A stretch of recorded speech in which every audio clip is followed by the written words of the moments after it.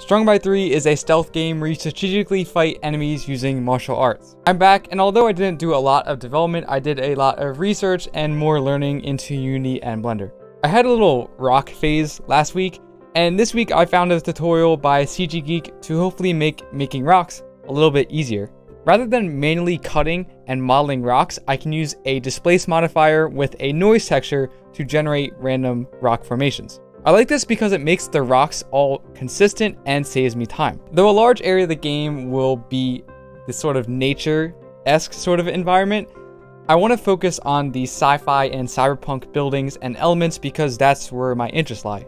I hope to do something similar with the trees and other environmental pieces so I can focus on the models I really want to make. Since this will be a stealth game, I figured I'd take some steps into actually implementing stealth. From Mixamo, I got a crouch, idle, and walk animation and added them into my scene. I'm really seeing the benefit of blend trees now that I made another blend tree for the crouch movement in addition to the regular movement. The movement speed is still the same and the sound isn't muffled at all, so it's really not stealth yet, but at least it looks like stealth. I finally finished my BlenderGuru donut tutorial and I have this little animation here.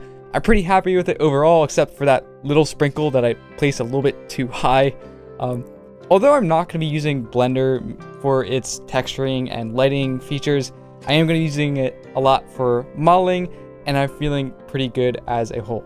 So a few weeks back, I talked about incorporating different martial arts moves into my game, and like about 5 of you, it was like half the comments were talking about a motion capture suit.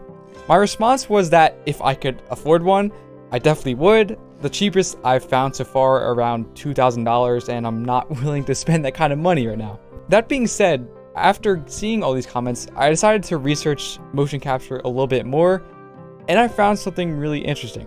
It turns out that you can use an Xbox Kinect sensor with some different softwares and different PC adapters to actually motion capture using the Kinect. I already have the Xbox Kinect sensor version 1 and 2, and spending a little bit more money on some adapters and some software, I think I can manage to do some sort of motion capture for around $300, which I would be willing to spend.